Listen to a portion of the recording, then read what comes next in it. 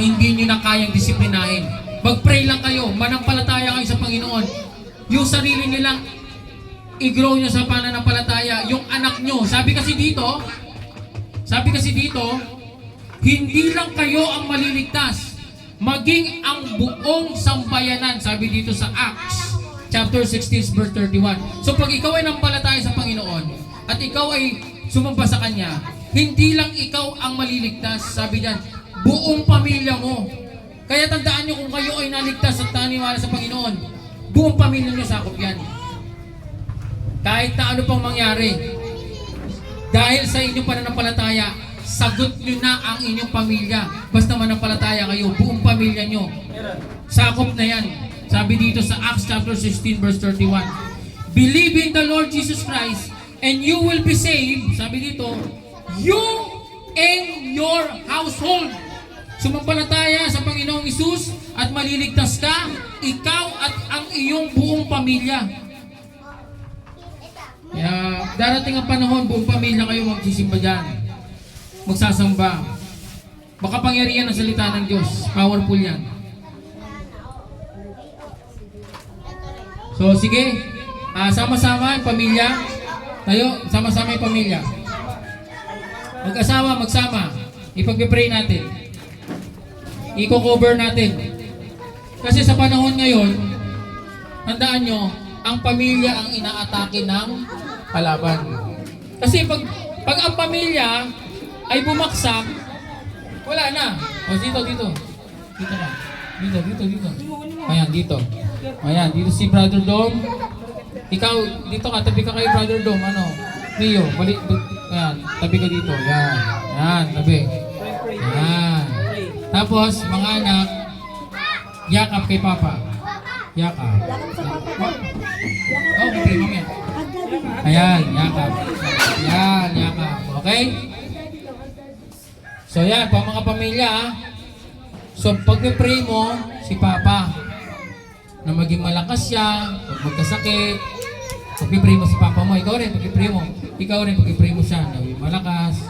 Kasi, ang unang inaatake sa pamilya, tatay. Pag ang tatay humina, nagkasakit, apektado buong pamilya. Pag ang tatay nagtampo, na wala sa hulog yan, baka bigla siya magtrabaho na yan. Huwag na, ayaw ka na magkano. Kaya dapat ipag-pray yung emotion, yung puso, ipag-pray na maging matibay.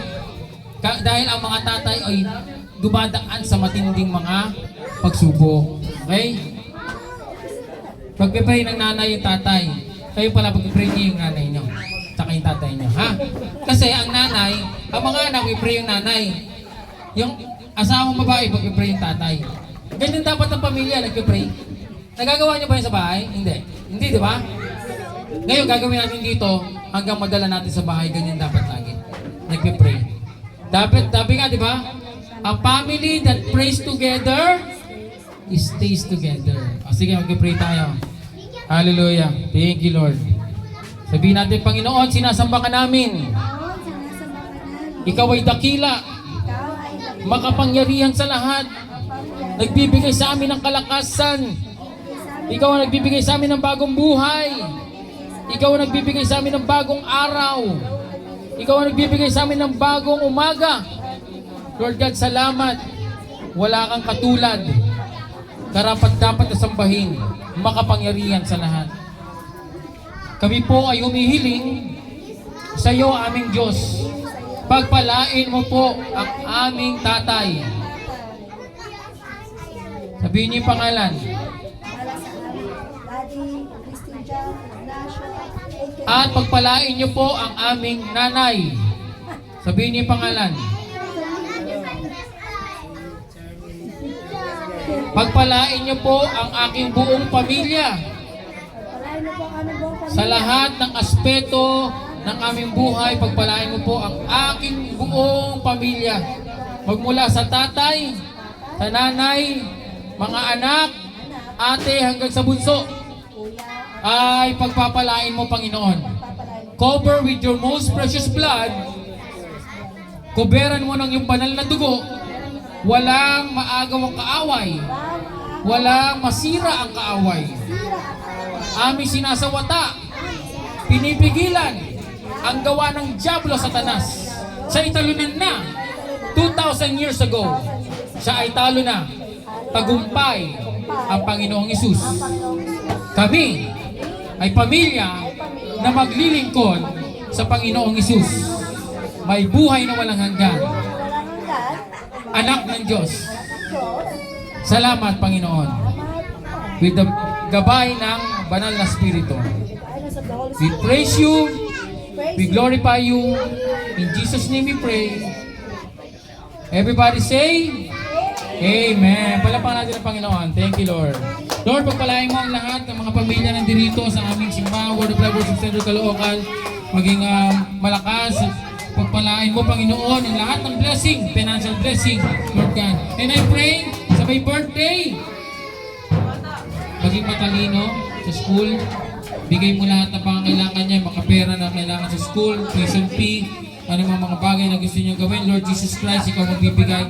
Bigyan mo siya ng magandang puso, magandang isip, at maging magalang sa magulang, at maging maglilingkod sa iyo, Panginoon. In Jesus' name, pasayahin mo siya sa kanyang birthday noong Friday. Hanggang ngayon, more blessing to come. Amen and amen.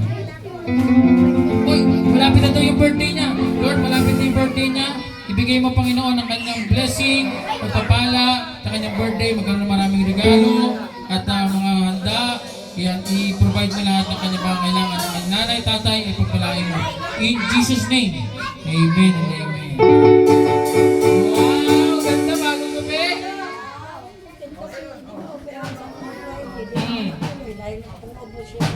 Sabi niya, gano'n.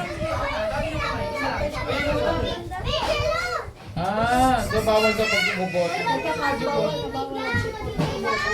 Binigyan ka na ng gamot. Si doktor na nag-gumagamot, nang nag-gumot, kasi punmot na rin. Nagbigay ng gamot sa'yo. Hindi.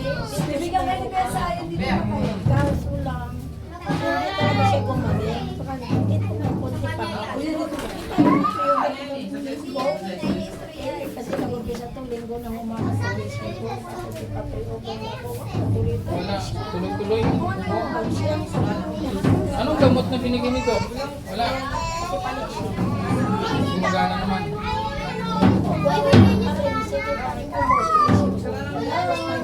Hindi ka na uminom ng malamig. Wala na akong boses. Lunes, Martes, Merkulis. Tapos pag-Huwebes, sulit pa rin ako kasi kahit hindi ko mga matagal ng ano na. Malaman. Dahil nga sa ubo. Jesus name.